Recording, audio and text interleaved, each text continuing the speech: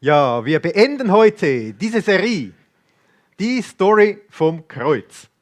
Und wir machen zum Schluss ein gemeinsames Spiel, ein Game.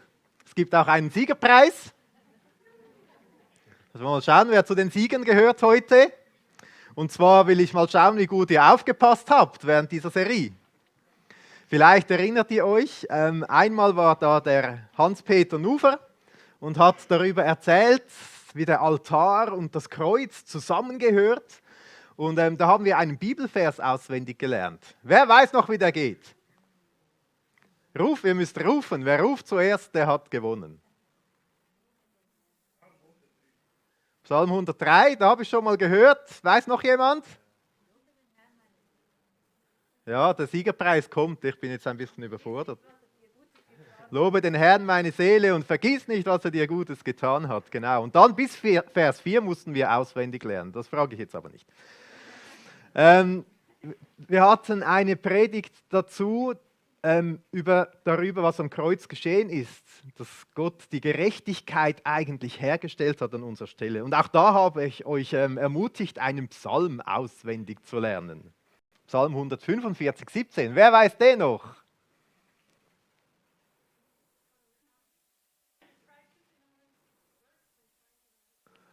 Gut, wer war noch auf Deutsch? Das war Englisch.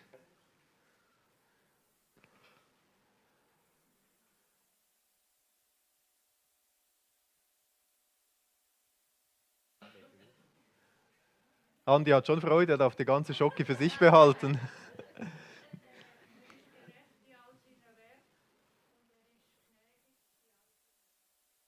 Ganz genau. Der Herr ist gerecht in allen seinen Wegen und gnädig in allen seinen Werken. Erst am letzten Sonntag habe ich euch so einen kleinen Zettel mitgegeben.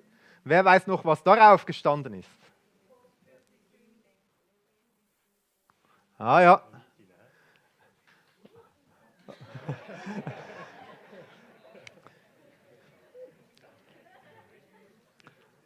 Sehr gut.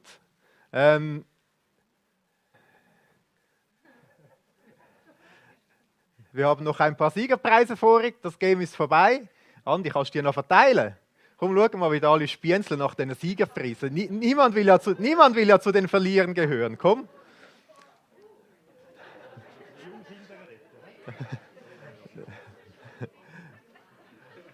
Ja, ja.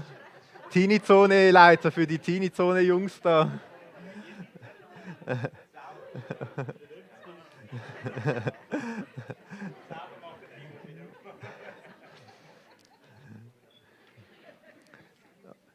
Kleine Umfrage. Zeigt mit Handerheben, wofür ihr seid. Wer gehört im Leben lieber zu den Siegern, zu den Gewinnern, zu den Ersten? Okay. Wer gehört im Leben lieber zu den Verlierern, zu den Letzten, zu den Losern? Da, ja. Ich wage die Behauptung, sogar diejenigen, die lieber zu den Verlierern gehören, wollen eigentlich gewinnen, oder? Die Letzten werden die Ersten sein. Man will ja trotzdem dann Erster sein, oder? Oder wenn jemand so freundlich ist und einfach verliert, damit der andere gewinnt, oder? Dann will man ja eigentlich auch gewinnen, eine gute Beziehung oder man will Harmonie gewinnen oder dem anderen etwas zur Liebe zu tun gewinnen. Und irgendwo steckt das ja in uns drin, dass wir gewinnen wollen. Heute ist das Thema dieser Predigt: Wieso soll das Kreuz Ort meiner Sehnsüchte sein? Und die einfache Antwort: Wir alle gehören gerne zu den Gewinnern, zu den Siegern. Und das Kreuz macht genau das möglich. Er holt genau diese Sehnsucht ab, dass wir zu den Gewinnern gehören dürfen. Und durch dieses Kreuz, durch diesen Sieg am Kreuz kommt ein Friede in dieser Welt. Ich glaube, diese Sehnsucht ist auch da festgemacht. Wir wünschen uns alle Frieden und das Kreuz bringt einen Friede, der diese Welt übersteigt. Ein Friede, der nicht von irdischen Umständen abhängig ist. Den Shalom. Versöhnt, verbunden mit Gott, mit dem liebenden Vater und das in alle Ewigkeit. Und sogar Frieden im Sterben, weil das Sterben plötzlich nicht mehr etwas Schreckliches ist, sondern einfach ein Umzug an die bessere Adresse. Also kurz gesagt, das Kreuz holt so diese verschiedenen Sehnsüchte von uns ab. Die werden eigentlich da zur Ruhe gebracht. Und das Kreuz ist nicht nur ein Blick auf Jesus, der gesiegt hat, sondern es ist auch eine Einladung für uns, zu diesem Siegerteam zu gehören. Alan Redpath ist ein sehr bekannter britischer Theologe, Pastor und Autor, hat in einem seiner Bücher geschrieben, der an Jesus Christus gläubige Mensch kämpft sich nicht zum Sieg empor. Er lebt und arbeitet vom Sieg her. Darum wird es heute gehen, den Sieg von Jesus am Kreuz. Vielleicht denkst du jetzt aber, ja, ich habe schon einiges von diesem Sieg gehört, aber das Leben fühlt sich manchmal trotzdem eher wie eine Niederlage an. Es ist herausfordernd, ist streng.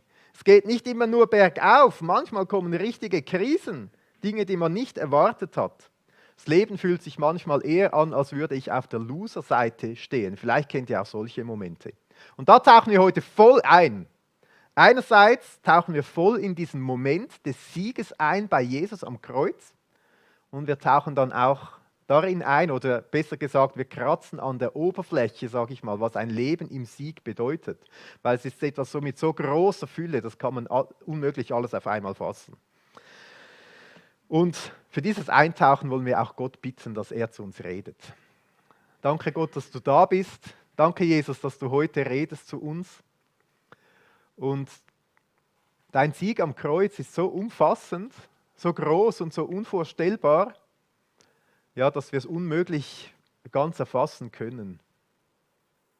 Aber ich bitte dich, Jesus, dass du jedem von uns heute etwas mehr davon zu verstehen gibst, was da eigentlich am Kreuz passiert ist, wie du gesiegt hast. Und auch mehr davon zu verstehen gibst, was das für uns persönlich bedeutet. Öffne du unsere Herzen und wirke durch deinen Geist. Amen. Wir wagen zuerst einen Blick in diese Story von diesem Sieg, wie das bei Jesus losgegangen ist. Die Evangelien berichten ja sehr ausführlich davon, wie das mit dem Kreuz sich abgespielt hat. Es beginnt eigentlich am Vorabend. Jesus wurde festgenommen, verraten von einem seiner Jünger. Er wurde die ganze Nacht lang verhört, aber auch verhöhnt. Er wurde verleugnet, er wurde verlassen. Er wurde ausgepeitscht, er wurde bespuckt. Man hat ihm eine Dornenkrone in den Kopf hineingedrückt. Und dann kam dieser Mobbing-Umzug nach Golgatha, weil das Ziel ist, zur Schau zu stellen, wer da hingerichtet wird. Dann wurde Jesus gekreuzigt. Auf den Bildern hat er meistens so ein schönes weißes Tüchlein noch an, oder? Aber die Kreuzigung, dort war wirklich das Ziel, jemanden vollkommen bloßzustellen. Also die Wahrscheinlichkeit, dass es dieses Tüchlein gab, ist relativ klein. Jesus wurde nackt ans Kreuz geschlagen. Eine der brutalsten Hinrichtungsmöglichkeiten, die man kannte. Möglichst erbarmungslos und schmerzvoll. Und das Ziel war ja wirklich, dass derjenige, der gekreuzigt wird, vollkommen bloßgestellt wird.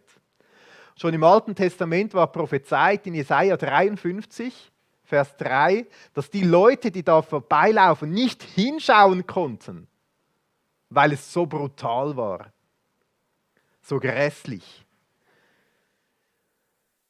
Jetzt fragen wir uns vielleicht, wieso machten die das damals? Wieso haben die überhaupt Leute hingerichtet? Das war bei den Römern ja eine verbreitete Hinrichtungsmethode, das Kreuz. Und sie haben diese Methode eigentlich in den Momenten gewählt, wo es darum ging, die Person wirklich bloßzustellen, zu zeigen, dass sie eigentlich alles verloren hat, ihre Feinde bloßzustellen. Also wenn die Römer damals Handy gehabt hätten, hätten sie es dann noch auf allen Social-Media-Kanälen geteilt und allen Leuten gezeigt, schaut mal, der da am Kreuz hängt, der ist jetzt ausradiert, ausgelöscht, existiert nicht mehr, hat keine Wirkung, ist sogar peinlich, man kann nicht mal hinschauen. Hässlich. Die Römer hatten damals oft Triumphzüge auch gemacht, um die Leute zur Schau zu stellen. Jesus war für die Römer nicht so gefährlich, er hatte kein Heer, keine Revoluzergarde. Sie dachten, das reicht, wenn der in Jerusalem zur Schau gestellt wurde. Aber sie wollten ein Exempel statuieren. Wir lesen Johannes 19, Vers 19, wie diese Römer, diese Machthaber, diese irdischen Machthaber der damaligen Zeit, dieses zur Schaustellung auch beschrieben haben. Das heißt da, Pilatus schrieb aber auch eine Aufschrift und setzte sie auf das Kreuz. Es war aber geschrieben, Jesus, der Nazoräer, der König der Juden. Diese Aufschrift nun lasen viele von den Juden, denn die Stätte, wo Jesus gekreuzigt wurde, war nahe bei der Stadt und es war geschrieben auf Hebräisch, Lateinisch und Griechisch, sodass es alle verstehen konnten, die dort vorbeigingen. Also dieser Jesus, der am Kreuz hängt, ist eigentlich ein Ausdruck davon, dass diese weltliche Macht, diese Weltmacht damals, die Römer zum Ausdruck brachten, schaut mal, was wir mit einem König machen von euch Juden. So endet dieser am Kreuz. Vollkommen bloßgestellt. In Apostelgeschichte 4,27 lesen wir, dass mit den Römern quasi alle Nationen, Völker wie verbunden sind. Jesus wurde von den Weltmächten zur Schau gestellt, bloßgestellt. Die Römer hatten damals diese Angewohnheit, wenn sie einen erfolgreichen Feldzug hatten, machten sie einen richtigen Triumphzug. Sie zogen dann durch die Hauptstadt. Zuerst wurde das Heer präsentiert und dann kamen all diese Kriegsgefangenen. Und je entstellter die waren, umso mächtiger war der Erfolg, oder? Und am besten kam am Ende noch der König, der Herrscher. Und im Idealfall hat man den dann aufmerksamkeitserregend hingerichtet. Das war die Zurschaustellung der größten Macht. Also indem die Römer Jesus am Kreuz hingerichtet haben, haben sie zur Schau gestellt, wir sind die Mächtigen. Und nicht so irgendeiner, der hier behauptet, dass er der König wäre. Den Juden damals, denen hat das nicht so gepasst. Das soll der König der Juden sein. Die haben sich gewehrt dagegen. Die hohen Priester der Juden sagten nun zu Pilatus, schreibe nicht der König der Juden, sondern dass jener gesagt hat, ich bin der König der Juden. Pilatus antwortete, was ich geschrieben habe, habe ich geschrieben. Also ist nicht nur diese weltliche Macht hier involviert, ein bisschen Geschehen am Kreuz, sondern es ist auch die religiöse Machtelite involviert am Kreuz. Die dachten, ja, dieser Mensch, der behauptet, er sei der Messias, jetzt ist ja offensichtlich, dass er es nicht ist. Schaut mal, wie der am Kreuz hängt, das ist ja unmöglich. Das geht ja nicht. So peinlich, das kann doch kein König sein. Und dann ist nicht nur die irdische Macht, diese religiöse Macht, sondern auch die Mächte der Finsternis, die damit involviert sind. Kurz bevor das alles losgeht, in Lukas 22, 53 sagt Jesus, jetzt ist die Stunde der Macht der Finsternis angebrochen. Die Macht der Finsternis ist gekommen und hat gedacht, jetzt, schaut mal, der behauptet, er ist das Licht, so hängt er am Kreuz, ausradiert, bloßgestellt, ein für alle Mal beseitigt. Gott wurde von den Menschen und von den Mächten ans Kreuz genagelt. Und wir können uns fragen, ist das jetzt die dunkelste Stunde der Menschheit? Weil das Interessante ist, so am Kreuz hat Jesus die Siegesworte gesagt. Er hat gesagt, es ist vollbracht. In diesem Moment, wo alle Mächte dachten, jetzt ist es erledigt, sagt Jesus, es ist vollbracht und der Vorhang im Tempel ist zerrissen. Mitten in diesem Moment spricht Jesus den Sieg aus. Und wir fragen uns vielleicht, wie kann das sein? Wie kann das sein, dass dieser bloßgestellte Mensch den Sieg ausruft über alle Mächte? Und da gehen wir in einen zweiten Bibeltext hinein, in Kolosser 2. In Kolosser 2 ist eigentlich wie eine kleine Zusammenfassung von der ganzen Serie, die wir hatten. Ich gehe jetzt auch nicht auf alles ein, was da steht. Es startet damit, dass wir wenn wir an Jesus glauben, wir am Kreuz mitbeteiligt sind, mit hineingenommen sind. Es wird wieder dieses Bild auch der Taufe gebracht. Einige sind sich vielleicht jetzt am Überlegen, ja, ob sie sich taufen lassen möchten, weil ihr an Jesus glaubt. Also so beginnt dieser Text. Denn als ihr getauft wurdet, wurdet ihr mit Christus begraben und ihr wurdet mit ihm zu neuem Leben auferweckt, weil ihr auf die mächtigen Kraft Gottes vertraut habt, der Christus von den Toten auferweckt hat. Also mit anderen Worten, damals am Kreuz ist etwas passiert, das den Sieg gebracht hat. In dem Moment, als Jesus gesagt hat, es ist vollbracht, war der Sieg vollbracht. Und die Auferstehung nachher bestätigt diesen Sieg. Das sagt hier dieser Schreiber, der Paulus dieses Briefes, er ist von den Toten auferweckt.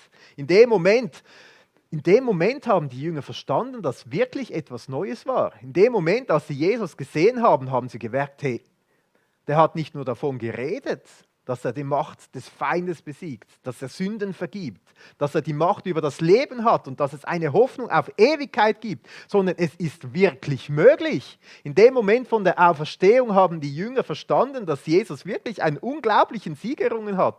In dem Moment von der Auferstehung waren sie so irgendwie überrascht, dass sie nicht mehr zurückgezogen im Kämmerchen waren, sondern dass es eigentlich dann eine weltweite Bewegung ausgelöst hat.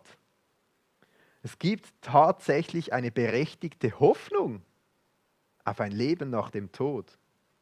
Und jetzt beschreibt Apostel Paulus da, wie das so vor sich gegangen ist. Denn vorher wart ihr tot aufgrund eurer Schuld und weil euer altes Ich euch bestimmt hat.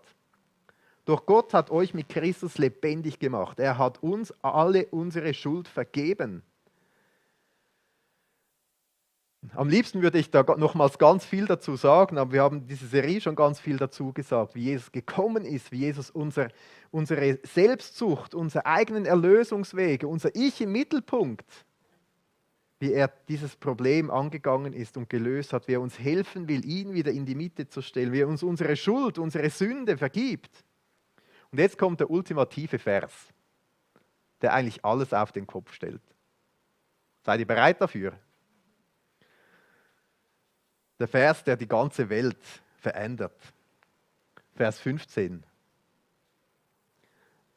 Nein, noch nicht. Das ist Vers 14.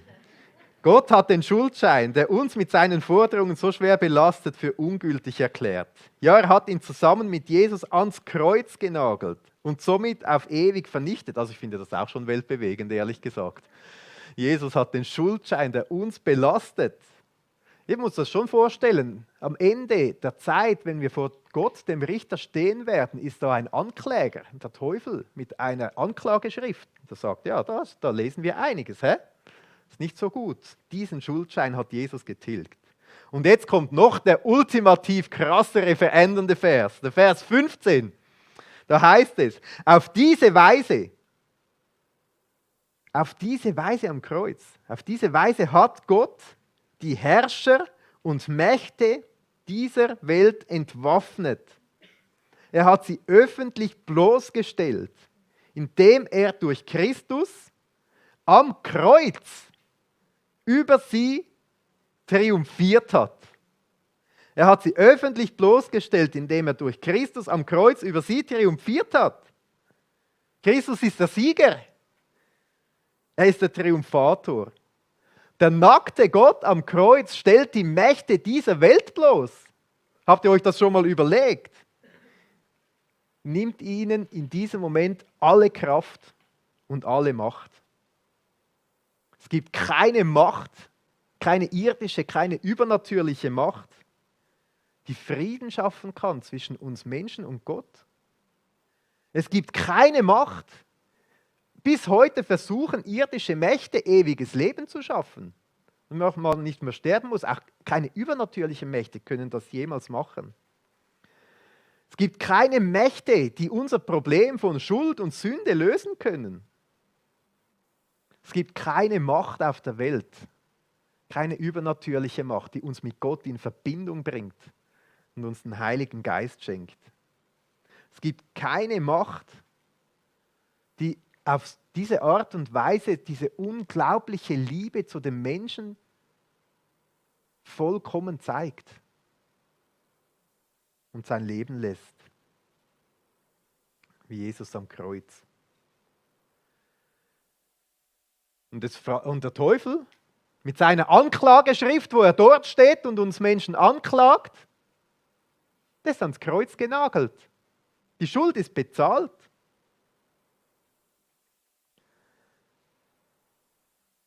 Wir Menschen müssen nicht mehr auf der Verliererseite stehen. Johannes Chrysostomos, das war im 4. Jahrhundert eigentlich bis heute vielleicht einer der besten, bekanntesten oder einflussreichsten Prediger, die es gab. Chrysostomos, das war später sein Name, den man ihm gegeben hat, eigentlich sein Ehrenname, das bedeutet Goldmund, weil seine Worte so waren, die haben so viel Wert fast wie Gold. Und er hat über dieses Geschehen gesagt,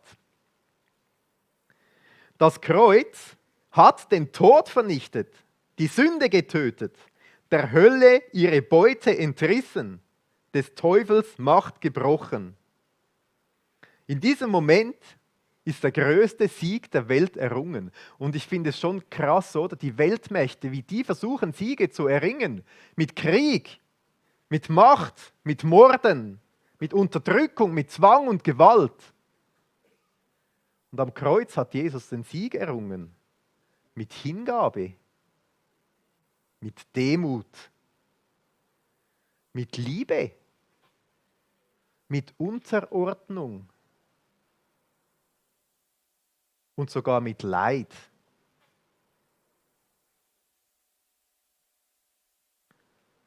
Im Leid von Jesus liegt der Sieg. Habt ihr das schon mal überlegt? Im Leid von Jesus liegt der Sieg. In der Unterordnung von Jesus liegt der Sieg.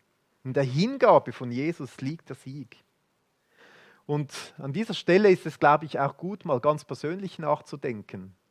Weil wenn es heißt, dass die Mächte dieser Welt zur Schau gestellt wurden, dann betrifft das auch uns. Manchmal fühlen auch wir uns sehr machtvoll, dass wir denken, doch, das schaffe ich, das mache ich, da brauche ich Gott nicht. Und auch unsere persönlichen Mächte wurden da zur Schau gestellt. All diese Momente, wo wir denken, wir schaffen es, zu Gott zu kommen, wir können es richten, wird zur Schau gestellt, weil Jesus zeigt, er hat es vollbracht und er ist der einzige Weg. Jetzt ist vielleicht die Frage, wie können wir heute Anteil haben an diesem Sieg von Jesus? Und Jesus lädt uns tatsächlich ein, an diesem Sieg teilzuhaben. Und er sagt, es ist ganz einfach. Wir können einfach zu ihm kommen, im Glauben dieses Geschenk annehmen, dass er für uns alles getan hat und werden dann wie neu geboren und sind in diesem Moment auf der Seite des Sieges. Dazu steht im 1. Johannes 5, Vers 4 bis 5 einige ganz spannende Dinge. Da heißt es, denn alles, was aus Gott geboren ist, überwindet die Welt.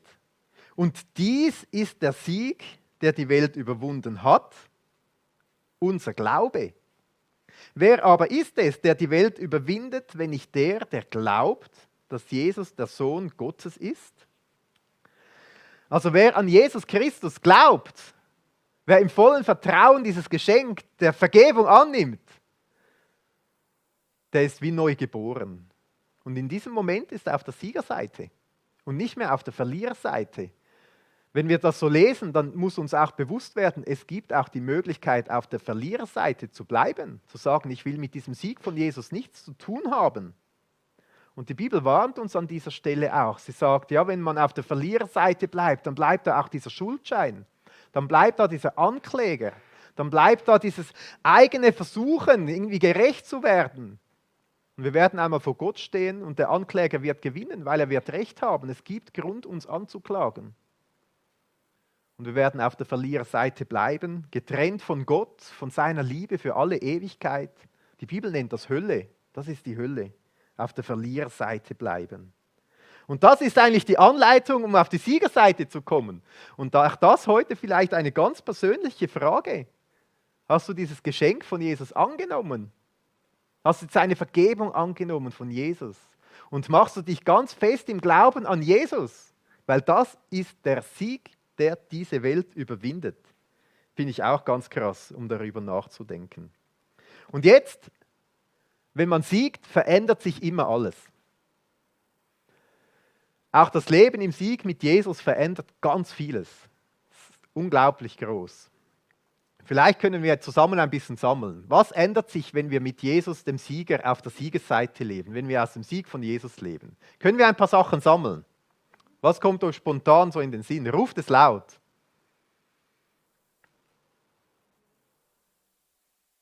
Was ändert sich, wenn wir aus dem Sieg von Jesus leben?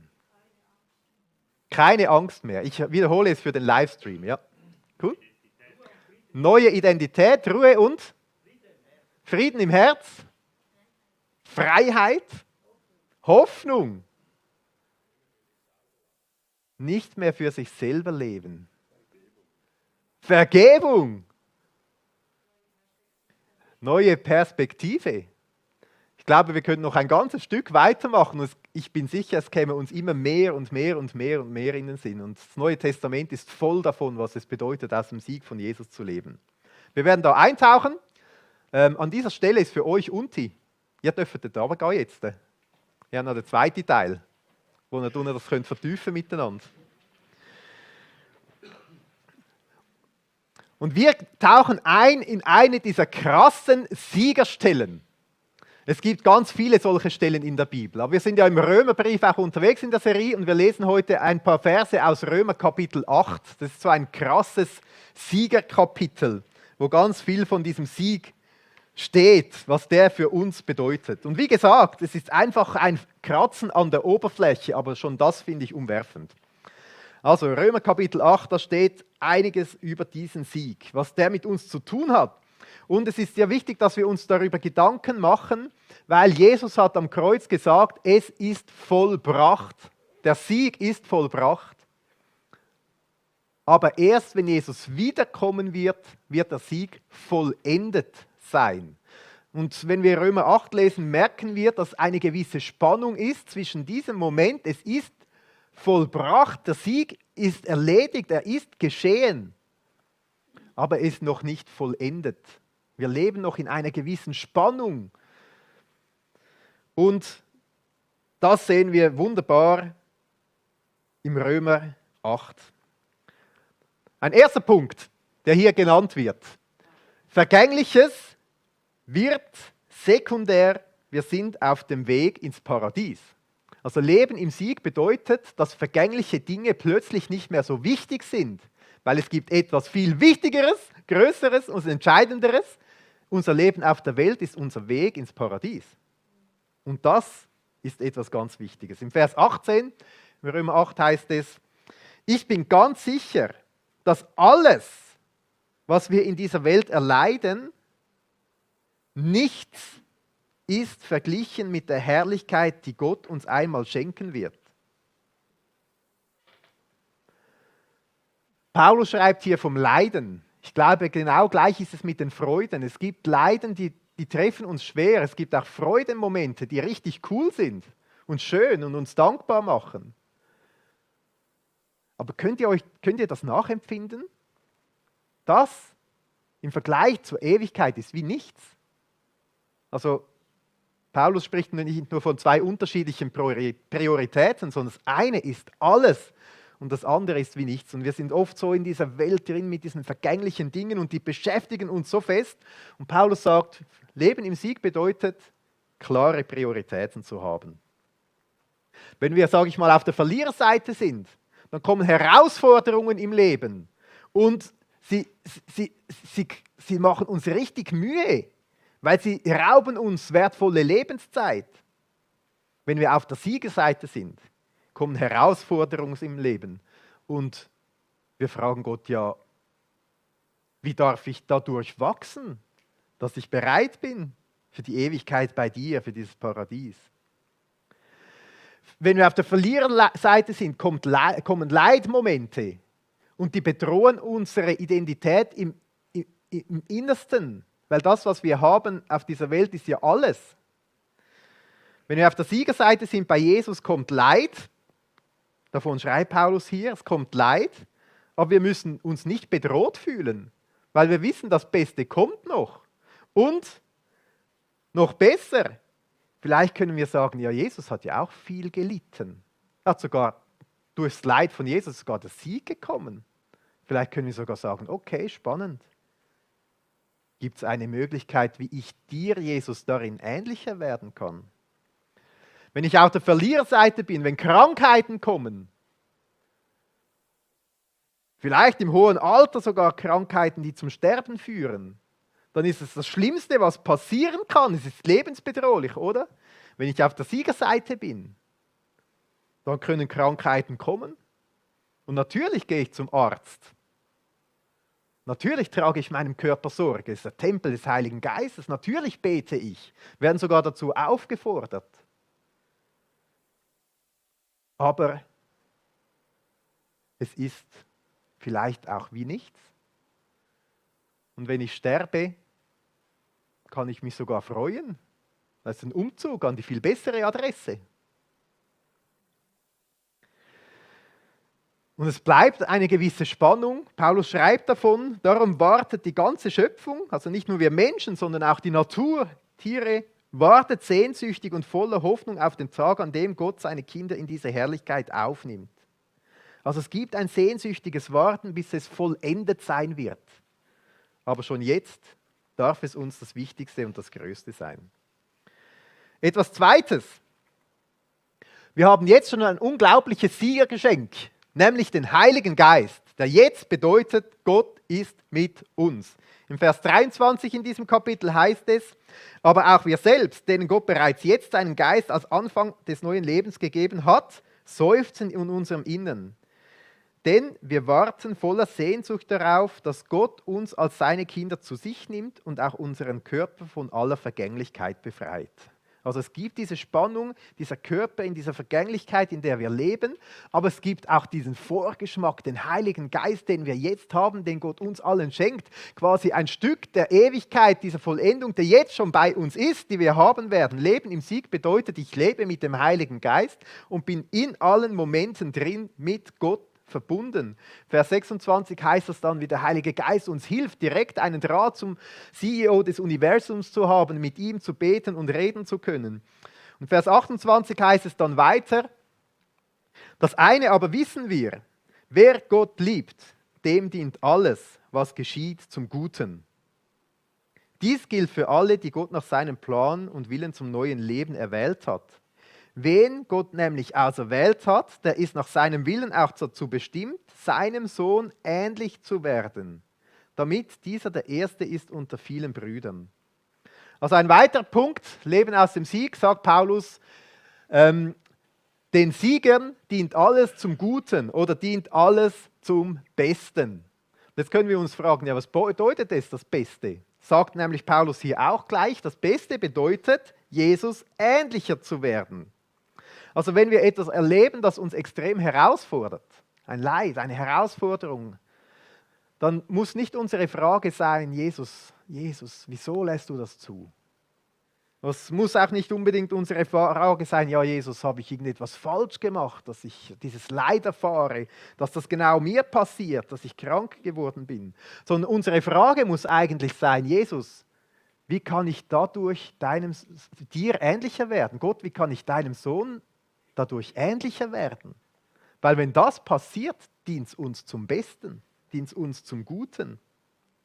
Ein weiterer Punkt, Leben im Sieg bedeutet, man muss keine Gegner fürchten. Ist nicht primär jetzt für den Sport oder so gemeint, jetzt würde den einen vielleicht auch gut passen, sondern es geht mehr auch um, sage ich mal, geistliche Gegner, oder? Versuchungen, Mächte, Machthaber. Paulus kennt ja sogar Märtyrer und hat das dann am eigenen Leib erfahren und er sagt sogar, diese Gegner brauchen wir nicht zu fürchten. Die können höchstens den Umzug in den Himmel beschleunigen. Vers 31. Was kann man dazu noch sagen, wenn Gott für uns ist? Wer kann gegen uns sein? Ich meine, Gott hat uns ja dann im Vers 32 mit seinem Sohn alles gegeben. Seinen Sohn schon gegeben. Wie würde er uns nicht auch alles geben? Etwas, was Leben aus dem Sieg bezeichnet, es gibt keine Anklage mehr vom Chefkläger zu fürchten. Ja, der Schuldschein ist am Kreuz bezahlt, ist dort hingenagelt. Vers 33. Wer wird gegen Gottes Auserwählte Anklage erheben? Gott ist es, der rechtfertigt. Ich stelle mir das manchmal so bildlich vor, auch wenn es nicht so ablaufen wird, aber ich stelle mir vor, wir stehen dann vor Gott, dem Richter, und dann kommt der Teufel, der Ankläger, der Chefankläger mit der Anklageschrift und sagt, ja, da, schau mal Gott, was da alles über diesen Menschen steht. Und dann sagt Gott, hä? Das stimmt doch gar nicht. Das ist gar keine Anklageschrift. Ich sehe nur Gerechtigkeit. Sogar vollkommene Gerechtigkeit, Gerechtigkeit, die ich gemacht habe. Gott ist es, der gerechtfertigt. Vers 34. Wer ist da, der verdammt? Christus Jesus ist es, der gestorben, ja noch mehr, der auferweckt, der auch zur Rechten Gottes ist, der sich für uns verwendet oder für uns einsetzt. Ein nächster Punkt, F. Leben aus dem Sieg bedeutet, wir leiden gern, weil der Sieg sicher ist. Vielleicht klingt das ein bisschen krass, habt ihr das gehört? Wir leiden gern, weil der Sieg sicher ist. Also Paulus sagt uns wirklich das. Er wiederholt noch einmal und erklärt, es gibt irdisches Leid. Aber dieses irdische Leid kommt wie von außen an unseren irdischen, vergänglichen Körper heran. Und Jesus ist und bleibt der Sieger über unserem Leben. Also Sieger sein in Jesus bedeutet nicht, dass irgendwie plötzlich Wohlstand kommt, dass alles gut wird, dass man reich wird, dass man nie mehr krank ist und immer nur gesund und 120 Jahre alt wird und mit einem Feuerwagen abgeholt wird direkt in den Himmel hinauf. So ein siegreich Leben bedeutet zu wissen, in allen irdischen, vergänglichen Herausforderungen drin zu wissen, das Wichtigste ist und bleibt Jesus Christus. Ich stelle es mir manchmal vor, es ist ja Olympiade. Und ein Langlauf bei der letzten Olympiade, 30 Meter Freistil in Peking war das, gab es eine Frau, die hat gewonnen. Therese Johaug aus Norwegen. Die hat mit 1 Minute und 43 Sekunden Vorsprung gewonnen. Also die war da auf der Zielgerade und hatte so viel Vorsprung, der Sieg war absolut sicher. Sie hat die Flagge genommen von Norwegen, hat die schon hochgehalten und ist ins Ziel gelaufen. Alle wussten, nichts kann ihr diesen Sieg jemals noch nehmen. Aber ich weiß nicht, wie das ist. Vielleicht einige von euch machen Langlauf. Nach 30 Kilometern kann ich mir vorstellen, dass jeder Schritt, jeder Zug, den man macht, dass der schmerzt. Oder? Vielleicht, ja, richtig anstrengend. Vielleicht in dem Moment des Sieges merkt man das ja fast nicht. Man läuft aufs Ziel zu, aber es tut noch weh. Es ist noch anstrengend. Man muss diese Schritte noch gehen und noch laufen. Und das ist so das Bild, das ich manchmal habe. Der Sieg ist errungen. Es ist alles klar. Die Flagge des Sieges kann man schon hochhalten. Aber ein paar Schritte muss man noch gehen bis zur Vollendung. Es tut vielleicht noch weh, es gibt noch Schmerzen. Vers 35 schreibt da Paulus, wer wird uns scheiden von der Liebe Christi? Der Sieg ist klar. Es kann uns nicht mehr scheiden. Bedrängnis oder Angst oder Verfolgung oder Hungersnot oder Blöße oder Gefahr oder Schwert, all diese Dinge gibt es. Paulus hat sie selber erlebt, ganz viele Christen erleben das tagtäglich. Aber trotzdem, auch wenn die Schritte manchmal schmerzen, ist das hier klar und gehört uns. Aber in all diesen Dingen aber in diesem allen sind wir mehr als Überwinder durch den, der uns geliebt hat. Und der letzte Punkt G. Leben aus dem Sieg bedeutet, wir können überzeugt sein, dass uns nichts jemals mehr diesen Sieg rauben wird, wegnehmen wird, dass wir verbunden sind in alle Ewigkeit mit der Liebe Gottes. Im Vers 38 heißt es, denn ich bin ganz sicher, weder Tod noch Leben, weder Engel noch Dämonen, weder Gegenwärtiges noch Zukünftiges, noch Mächte, weder Hohes noch Tiefes oder sonst irgendetwas auf der Welt können uns von der Liebe Gottes trennen, die er uns in Jesus Christus, unserem Herrn, schenkt. Danke, Jesus, dass du am Kreuz den Sieg errungen hast. Und du hast es vollbracht. Und wir müssen nicht gegen die Mächte kämpfen. Wir können nicht gegen die Mächte kämpfen. Aber wir dürfen zu dir kommen, Jesus. Wir dürfen deine Vergebung annehmen. Wir können im Glauben an dir festhalten. Und das ist der Sieg, den die Welt überwindet. Und so nimmst du uns mit hinein in deinen Sieg am Kreuz.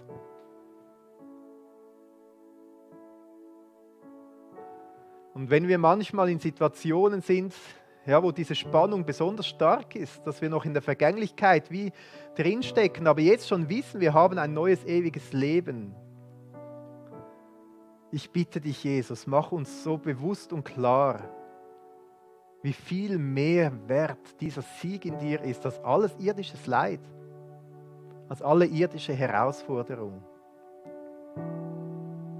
Und Jesus, ich möchte dich auch bitten für Momente der Stärke, der Kraft, der Freude, etwas zu tun und umzusetzen, für andere Menschen da zu sein, dass wir auch diese Dinge aus deinem Sieg heraus machen dürfen.